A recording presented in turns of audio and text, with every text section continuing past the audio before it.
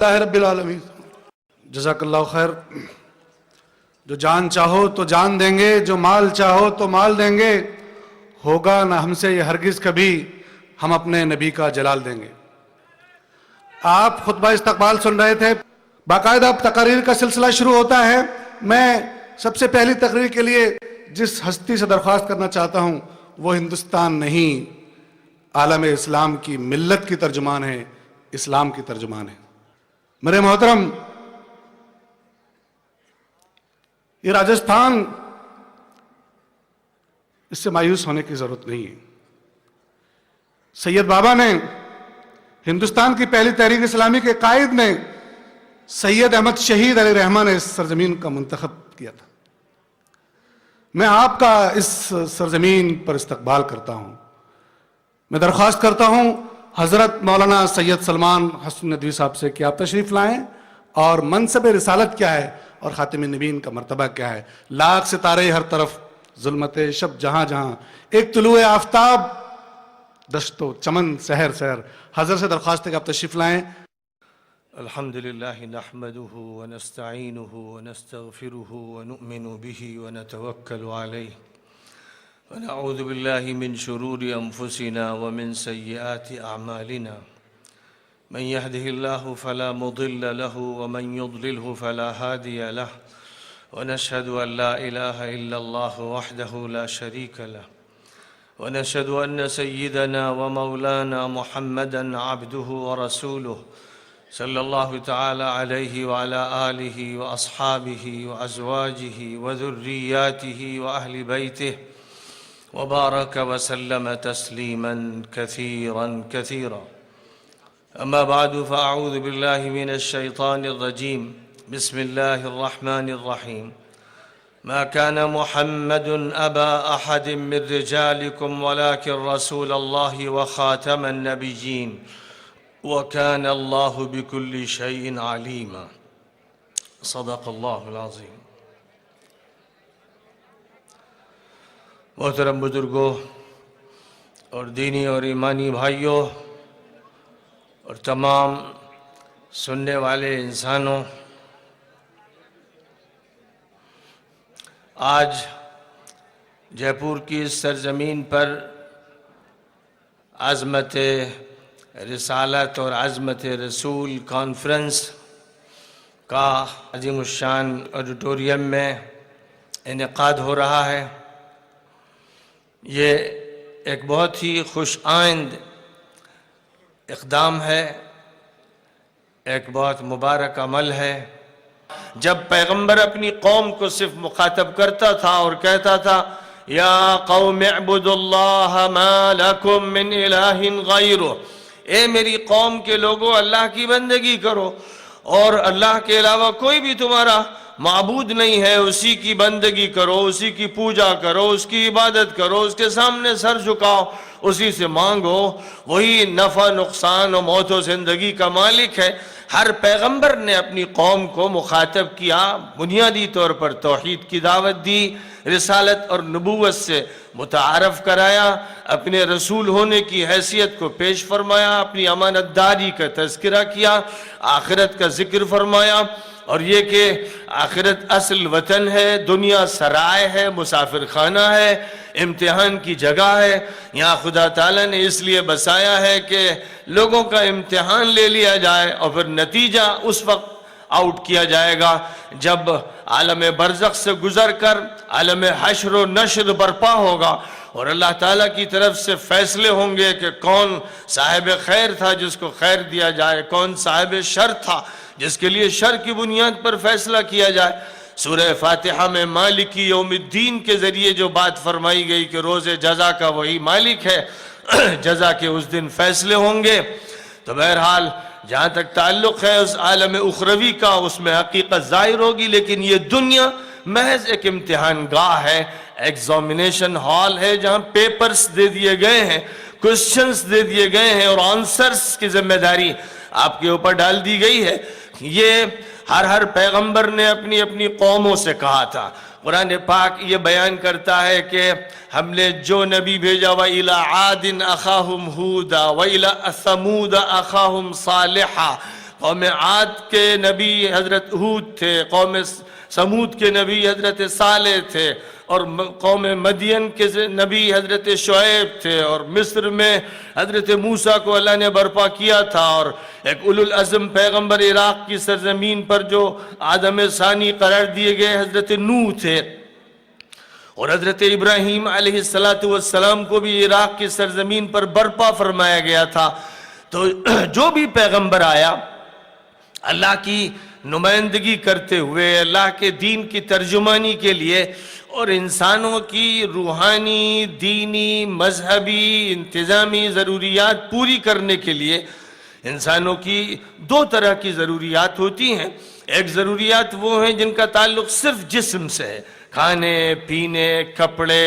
رہنے سہنے کی ضروریات ہیں۔ یہ ضروریات وہ ہیں جن کی ذمہ داری اللہ تعالیٰ نے انسانوں پر ڈال دی ہے، ان کی عقل کو اس ذمہ داری کے بارے میں سوچنا ہے، اپنے وسائل استعمال کرنا ہے، حکومتیں انہی کے لیے بنتی ہیں اور انتظامیہ انہی کاموں کو دیکھتا ہے۔ یہ حیوانی زندگی کے کام ہیں، جسمانی زندگی کے کام ہیں، یہ انسانوں کا ایک چھوٹا سا محدود مادی دائرہ ہے۔ لیکن پیغمبر اس لیے آتے ہیں کہ انسانوں کے ذہنوں کو مخاطب کریں، ان کے دلوں کو اپیل کریں، وہ ان کے دلوں کا تزکیہ کریں، ان کے دماغوں کو روشنی عطا کریں، وہ ان کا رابطہ آسمان سے قائم کریں، وہ اللہ کی بندگی کے اصول بتائیں، وہ یہ بتائیں کہ کیسے ان کا اللہ سے تعلق قائم ہوتا ہے، وہ حلال بتائیں، وہ حرام بتائیں، کیا چیز مکروہ ہے، کیا چیز مستحب ہے، وہ بتائیں کہ عبادات کے طریقے کیا ہیں، معاشرت کیسے اچھی ہوتی ہے،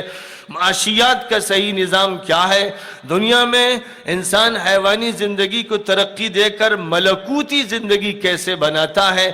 اخلاق کی تعلیمات کیا ہیں، اور انسان ایک صالحانہ اور مصلحانہ زندگی اس روئے زمین پر کیسے گزار سکتا ہے، ایک اچھا سماج کیسے وجود میں آتا ہے، ایک فرد کیسے اچھا بنتا ہے، ایک کنبہ کیسے اچھا ہوتا ہے، میاں بیوی کے تعلقات، باپ اور بیٹے اور ماں اور بیٹے اور بیٹیوں کے تعلقات، بھائیوں کے تعلقات، رشتہ داروں کے تعلقات، پڑوسیوں کے تعلقات، جو لوگ اسلام میں داخل ہو گئے اور جو ابھی منتظر ہیں داخل نہیں ہو سکے، ان کے درمیان کے تعلقات، تمدنی رابطے، حکومت کا نظام، ان سب کا ربط اللہ سے کیسے قائم ہوتا ہے، اور اللہ کا قانون اس زندگی پر جب حاکم ہوتا ہے تو وہ کس طرح سے زندگی کو منظم کرتا ہے، بہتر بناتا ہے۔ اللہ کا دین یہ وہ چیزیں بتاتا ہے اس کے ظاہر ہے کہ نہ ملک کے قانون اس سلسلے میں رہنمائی کرتے ہیں، نہ کالجز اور یونیورسٹیز اس بارے میں ہماری صحیح رہنمائی کر سکتی ہیں، اور اگر کرتی بھی ہیں تو واقعہ یہ ہے کہ پیغمبروں کے حوالے سے، صالح اور مصلح لوگوں کے حوالے سے، اولیاء اللہ اور نیک لوگوں کے حوالے سے، سنتوں مہنتوں کے حوالے سے، زاہدوں اور مرتازوں کے حوالے سے یہ باتیں ذکر کر دی جاتی ہیں۔ فلسفیز جو روحانیت پر مبنی ہوتی ہیں ان کے حوالے سے ان کا تذکرہ کر دیا جاتا ہے۔ تو میرے بزرگوں، ہر پیغمبر اپنی قوم سے بات کرنے آیا، لیکن آخری نبی جن پر نبوت ختم کر دی گئی، جن کو خاتم النبیین قرار دیا گیا، جن کے بارے میں اللہ کا یہ فیصلہ ہوا کہ وہ عالمی نبی ہوں گے، وہ دائمی نبی ہوں گے، ان کا خطاب سارے انسانوں سے ہوگا، ان کے لیے اللہ تعالیٰ نے خطاب کے الفاظ بدل دیے۔ فرمایا یا ایھا الناس اعبدوا ربکم الذی خلقکم والذین من قبلکم لعلکم تتقون۔ اے انسانوں، اب بات ہونے لگی مینکائنڈ سے، ہیومینٹی سے، مانوتا سے۔ اے مانوتا، اے انسانوں، اس بات کو یاد رکھو کہ تم سب کو ایک اللہ کی بندگی کرنی ہے جو تمہارا رب ہے، خالق ہے، مالک ہے، پروردگار ہے، ہر چیز کا تصرف اسی کے ہاتھ میں ہے۔ اسی کی بندگی کرو جس نے تمہیں پیدا کیا اور تم سے پہلے لوگوں کو پیدا کیا تاکہ تم برے انجام سے بچ سکو۔ فرمایا گیا نبی سے، قُلْ يَا أَيُّهَا النَّاسِ إِنِّي رَسُولُ اللَّهِ إِلَيْكُمْ جَمِيعًا۔ اے نبی کہہ دیجئے، تمام انسانوں سے کہہ دیجئے کہ میں تم سب کا رسول ہوں، میں اللہ کی طرف سے پیغام سب کے لیے لایا ہوں۔ میں صرف عربوں کے لیے، مکے والوں کے لیے، مدینے والوں کے لیے، جزیرۃ العرب کے لیے پیغام نہیں لایا ہوں، میں تمام انسانوں کا پیغمبر ہوں۔ اور ظاہر ہے کہ جس وقت آپ کو برپا کیا گیا، یہودی بھی تھے، عیسائی بھی تھے، ہندو بھی تھے، بدھسٹ بھی تھے، افریقہ میں بسنے والے بھی تھے، ایشیا کے لوگ بھی تھے، امریکہ اور یورپ، آسٹریلیا سب آباد تھے۔ اس وقت ذمہ داری آپ کو یہ سونپی گئی کہ پوری مینکائنڈ کو سامنے رکھ کر آپ پیغام دیں گے۔ آپ پر سلسلہ نبیوں کا، رسولوں کا بند کر دیا گیا۔ اب الگ الگ علاقوں میں پیغمبر نہیں بھیجا جائے گا، اب کوئی نبی برپا نہیں ہوگا، اب کوئی بھی نبوت کا دعویٰ کرے گا تو دجال ہوگا، جھوٹا ہوگا، اس لیے کہ سلسلہ نبوت کا بند کر دیا گیا۔ فرما دیا گیا ختم بی النبیون، میری ذات پر نبیوں کے سلسلے کو بند کر دیا گیا، ختم کر دیا گیا۔ قرآن کے الفاظ میں ما کان محمد ابا احد من رجالکم ولکن رسول اللہ وخاتم النبیین، محمد صلی اللہ علیہ وسلم تمہارے مردوں میں سے کسی کے والد نہیں ہیں، وہ اللہ کے رسول ہیں۔ اس لیے کہ جو آپ کے بچے تھے ان کا بچپن میں انتقال ہو گیا، کوئی بڑا نہیں تھا کہ جس کے آپ والد رہے ہوں، اس لیے اس کی نفی کرتے ہوئے فرمایا وہ اللہ کے رسول اور نبیوں کے سلسلے کو ختم فرمانے والے آخری نبی ہیں۔ فرمایا لا نبی بعدی، ارشاد فرمایا آپ نے کہ میرے بعد کوئی نبی نہیں ہوگا، اور یہ بھی ارشاد فرما دیا گیا تھا کہ میرے بعد 30 دجال مختلف دوروں میں پیدا ہوں گے، جن میں سے ہر ایک کا دعویٰ ہوگا کہ وہ نبی ہے، وہ جھوٹا ہوگا، دجال ہوگا، فریبی ہوگا، مکار ہوگا، اس سے بچنا، اس کے جھانسے میں مت آنا۔ یہ اعلان کر دیا گیا، لیکن اس اعلان کا ایک دوسرا مطلب یہ تھا کہ میں نہیں تو میری دعوت رہے گی، میرے لوگ رہیں گے، علماء رہیں گے، اس دین کے حامل رہیں گے، علمبردار رہیں گے۔ ایک پوری امت کو برپا کر دیا گیا۔ ارشاد فرمایا گیا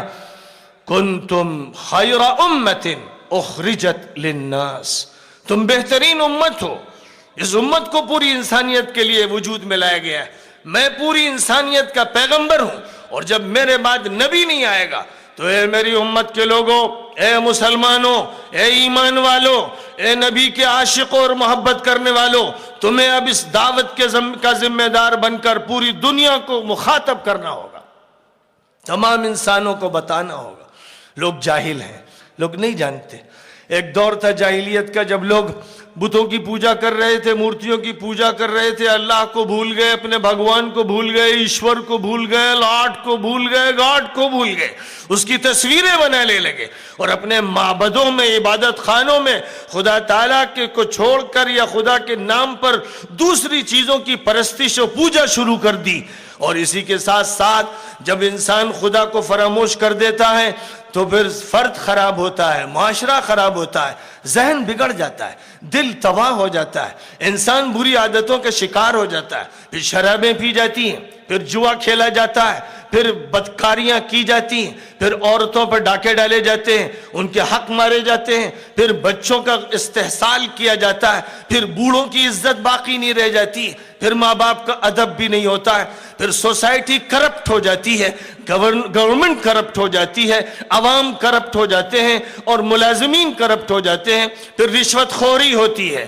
پھر لوگوں کے ساتھ استحصال کا معاملہ کیا جاتا ہے زندگی کے ہر میدان میں۔ جب جاہلیت پھیل جاتی ہے تب پیغمبر برپا ہوتا ہے، اور ظاہر ہے کہ جب آخری پیغمبر آ گئے اور اس دور کی یعنی 6 صدی عیسوی اور 7ویں صدی عیسوی کی جاہلیت سے مقابلہ کیا، اس وقت کی ظالم و جابر حکومتوں کو اکھاڑ کر پھینک دینے کا نظام برپا کیا، اور خلافت راشدہ کے ذریعے جو نبوت کا امتداد تھا اور جو آپ کے کام کی ذمہ داری کو آگے بڑھانے کا کام کرنے والی خلافت تھی، اس نے رومن امپائر اور پرشین امپائر کی ظالم حکومتوں کو جڑوں سے اکھاڑ کے پھینکا، اور ایک عادلانہ اور منصفانہ نظام پوری دنیا کو عطا کیا، جس نے 1200-1300 سال تک دنیا کے سامنے عدل کی اور انصاف کی ترازو رکھی، اور یہ بتایا کہ حقوق کیسے ادا کیے جاتے ہیں، امن کیسے قائم کیا جاتا ہے، آشتی کیسے پھیلائی جاتی ہے، تعلیم کو 100% کیسے عام کیا جاتا ہے۔ نبی جو برپا کیے گئے، کیونکہ وہ پوری دنیا کے لیے برپا کیے گئے تھے، اس لیے ان کو جو دور دیا گیا وہ ایجوکیشن کا دیا گیا۔ سب سے پہلا ریویلیشن اور سب سے پہلی وحی جو ان کو عطا کی گئی، اس کی ابتدا ان الفاظ سے کی گئی، اقرأ بسم ربک الذی خلق، پڑھو اپنے پروردگار کے نام سے جس نے پیدا کیا۔ اور جس کا یہ نتیجہ تھا کہ محمد صلی اللہ علیہ وسلم نے پوری دنیا سے فرما دیا کہ طلب العلم فریضۃ علی کل مسلم، ہر وہ انسان جو میری دعوت کو مانے، جو میری بات پر لبیک کہے، جو حلقہ امن و آشتی میں داخل ہونا چاہتا ہے، اس کو چاہیے کہ تعلیم کو فرض سمجھے، اس کو چاہیے کہ اپنے بچوں کو، جوانوں کو، عورتوں کو، بوڑھوں کو ایجوکیٹ کرے، اس کو چاہیے کہ علم کو عام کرے۔ دور جاہلیت ختم ہو رہا ہے، دور جہل دور کیا جا رہا ہے، اب مقابلہ ہوگا لا علمی سے اور جہالت سے، اور مقابلہ ہوگا جہالت کی باتوں سے اور جاہلیت سے۔ تو جو مقابلہ محمد عربی علیہ السلام نے شروع فرمایا تھا، اسی کی ذمہ داری امت کو دے کر گئے۔ اور سچی بات یہ ہے کہ اس وقت بھی شیاطین مکہ مکرمہ میں کھڑے تھے، کیونکہ قرآن نے خود ہی کہہ دیا تھا وَكَذَلِكَ جَعَلْنَا لِكُلِّ نَبِيٍّ عَدُوًّا شَيَاطِينَ الْإِنسِ وَالْجِنِّ يُوحِي بَعْضُهُمْ إِلَى بَعْضٍ زُخْرُفَ الْقَوْلِ غُرُورًا۔ فرمایا کہ یہ ہمارا نظام چلا آ رہا ہے، ہم چونکہ کشمکش حیات سے گزارتے ہیں اور ٹسل ایمان والوں اور غیر ایمان والوں کے درمیان کرواتے ہیں، اس لیے ہر نبی کے دشمن وقت کے ہر دور میں کھڑے ہوتے رہے، اور جو انسانوں اور جنوں کے شیاطین ہیں وہ ہمیشہ آپس میں سازشیں کرتے رہے، ایک دوسرے کو رازدارانہ طور پر پیغامات منتقل کرتے رہے، ملمہ سازی کرتے رہے، فریب دہی کرتے رہے، نبی کے راستے سے ہٹانے کے لیے اور نبی کے خلاف پروپیگنڈا کرنے کے لیے۔ مکہ مکرمہ میں دشمنان حق اور نور کے خلاف کھڑے ہونے والے اور ظلمتوں سے چمٹنے والے اس وقت بھی کبھی نبی کو مجنون کہتے تھے، کبھی شاعر کہتے تھے، کبھی جادوگر کہتے تھے، کبھی کچھ اور کہتے تھے۔ قرآن میں ان کے کوٹیشنز بھی دے دیے گئے، قرآن میں بتا دیا گیا ہے کہ یہ سب ہو رہا ہے، لیکن قرآن ہی یہ کہہ رہا ہے کہ حق غالب آئے گا، حق غالب آئے گا، اور یہ باتیں سب کی سب ختم ہو جائیں گی۔ اور تمہاری ذمہ داری ہے اے حق کو قبول کرنے والوں کہ اس کو پھیلاتے چلے جاؤ، کسی کے دباؤ میں مت آؤ، ہر انسان سے حق کی بات کہو، انصاف کی بات کہو، امن کی بات کہو، اللہ کی بات کہو، اس کی بندگی اور عبادت کی بات کہو، پیغمبروں کی بات کرو، آخرت کی بات کرو، آخری نبی کا تعارف کراؤ۔ ہر ہندو سے کہو، ہر جینی سے کہو، ہر بدھسٹ سے کہو، ہر عیسائی سے کہو، ہر یہودی سے کہو، پوری دنیا کے ہر انسان سے کہو کہ آخری نبی محمد عربی ہے، اور اللہ سارے انسانوں کا معبود ہے، اور اسلام دین برحق ہے۔ اس کو بتاؤ، اس کو بولو، اس پر عمل کرو، اس کو اخلاق میں اختیار کرو، اس کے معاملات کو اپناؤ، اس کی بنیاد پر سماج بناؤ، اس کی بنیاد پر کنبے کی تشکیل کرو، اس کی بنیاد پر اچھے نمونے حکومت کے پیش کرو، انتظامیہ کے پیش کرو، معاشیات کے پیش کرو، معیشت کے پیش کرو۔ اسلام کو اپنی زندگی میں اختیار کر لو، خود دعوت بن جاؤ۔ اسلام تمہاری زبان کا بول، تمہارے دل کا نور، تمہارے دماغ کا فکر، تمہارے جسم کی حرکت، تمہارے باطن کی صفائی، تمہارے ظاہر کی چمک اور اس کی دمک بن جائے، تمہیں دیکھ کر لوگ اسلام کے قریب آئیں۔ اپنی دعوت کو پیش کرو، پھیلاؤ، کوئی دن ایسا نہ گزرے جس میں تم نبی کا تعارف نہ کراؤ۔ ہندی زبان میں حضور کی سیرت پر کتابچوں کی بھرمار کر دو، انگریزی زبان میں لکھو، روسی زبان میں لکھو، جاپانی زبان میں لکھو، دنیا میں جو زبانیں چل رہی ہیں ہر زبان میں محمد عربی علیہ السلام کا تعارف تیار کرواؤ۔ نیٹ کا استعمال کرو، ویب سائٹ کا استعمال کرو، ٹی وی اسٹیشنز کا استعمال کرو، تمہارے پاس جو وسیلے ہو اپنے موبائل سے میسج دے سکتے ہو محمد عربی کی صداقت کے، ان کی نبوت کے، ختم نبوت کے، تو اپنے میسج، اپنے موبائل کے میسج سے لوگوں تک بات پہنچاؤ۔ کمپنیاں میسج دے رہی ہیں، بدکار ارادے میسج دے رہے ہیں، تو تمہارے ہاتھ پیر معطل کیوں ہو گئے؟ تمہارے دماغ کام کیوں نہیں کرتے؟ جس کی نبوت عالمی ہے اور جس نے تمہیں ذمہ داری سونپ دی. کنتم خیر امت اخرجت للناس تأمرون بالمعروف وتنہون عن المنکر وتؤمنون باللہ. اللہ پر ایمان رکھتے ہوئے بھلائی کی تلقین کرو. کہو جے پور کی سڑکوں پہ کہو, تاجروں سے کہو کہ بے ایمانی مت کرو, آفیسروں سے کہو کہ رشوت مت لو, حکومت والوں سے کہو کہ کرپشن مت کرو, عوام سے کہو کہ امن و آشتی کی زندگی گزارو, آخری نبی کو تسلیم کرو, دنیا کے ہر انسان سے ڈنکے کی چوٹ پہ کہو, لیکن اپنے عمل کے ذریعے ثابت کر دو کہ تم اسلام کے علمبردار ہو, تم آخری نبی سے محبت کرنے والے ہو. ظاہر ہے کہ وہ نبی بلند اخلاق کے مالک, وہ نبی اعلیٰ ترین صفات کے مالک, وہ نبی سارے انبیاء کرام کے نمائندہ, وہ نبی پوری انسانیت کا نہایت خوبصورت پھول, وہ چمکتا ہوا ستارہ نہیں دمکتا ہوا سورج. ان کا جو مقام ہے وہ اپنی جگہ پر ہے. وہ پوری دنیا کی ہدایت کے لیے تشریف لائے, پوری دنیا کو حق آشنا بنانے کے لیے تشریف لائے, وہ انصاف کے قدم جمانے کے لیے تشریف لائے, وہ دنیا سے کرپشن اور ظلم کو دور کرنے کے لیے تشریف لائے. اور یہ کام انہوں نے امت کو سونپا. اس امت کو یہ کام انجام دینا ہے, دیتے رہنا ہے, یہاں تک کہ ہمیں یقین ہے کہ جس بات کی پیشین گوئی انہوں نے فرمائی تھی کہ حق غالب آئے گا, روئے زمین پر کوئی کچا پکا گھر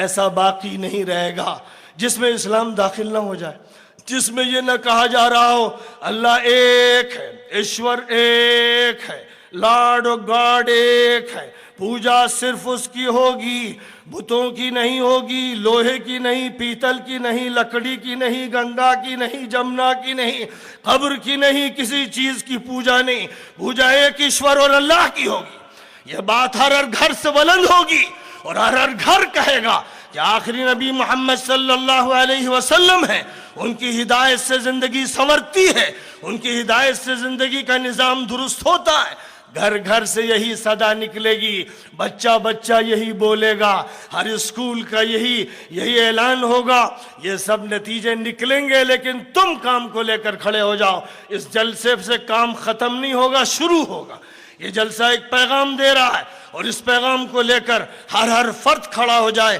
آپ صوبہ راجستھان کو سنبھال لیجئے کم از کم, اور اسی طرح دوسرے لوگ اپنے اپنے صوبوں کو, ملکوں کو, اور پھر بین الاقوامی برادری کو سنبھالنے کا کام اگر انجام دے دیا جائے اور بھرپور طریقے پر میڈیا کا استعمال کرتے ہوئے. نبی کو ایک چیز علم کی شکل میں دی گئی تھی اور ایک چیز میڈیا کی شکل میں. اِنَّ عَلَيْكَ إِلَّا الْبَلَاغَ, آپ کا کام یہ ہے کہ پریچ کیجئے, پہنچائیے, لوگوں تک منتقل کیجئے, میڈیا کا استعمال کیجئے. بلاغ کے معنی ہی اس کے آتے ہیں کہ بات پہنچے. تو جس ذریعے سے بات پہنچائی جا سکتی ہے اس ذریعے کو استعمال کرنے کی ذمہ داری آخری نبی کو پھر ان کی امت کو سونپی گئی. لہذا تعلیم اور میڈیا کو استعمال کر کے دنیا کے ایک ایک بچے کو, بوڑھے کو, جوان کو, مرد کو اور عورت کو بتا دیجئے کہ تمہارے پیارے نبی محمد صلی اللہ علیہ وسلم, آخری نبی محمد صلی اللہ علیہ وسلم, آخری کتاب قرآن, آخری دین اسلام, اور یہ ان چیزوں پر مشتمل ہے, ان تعلیمات پر مبنی ہے. اس کو بتایا جائے عمل سے بھی اور قول سے بھی, تو انشاءاللہ یقیناً فتح آپ کی ہے. ان تنصروا اللہ ینصرکم ویثبت اقدامکم, تم اللہ کے دین کی مدد کرو گے, خدا تمہاری مدد کرے گا اور تمہارے قدم جما دے گا. بس اللہ آپ کے ساتھ ہو, اللہ آپ کا دوست ہو, اللہ آپ سے یہ کام لے اور نبی کی محبت قبول فرمائے, اور یہ جلسہ ایک تمہید بن جائے, کام کا آغاز بن جائے. اس حیثیت سے خدا تعالی اس جلسے کو قبول فرمائے. وآخر دعوانا ان الحمدللہ رب العالمین.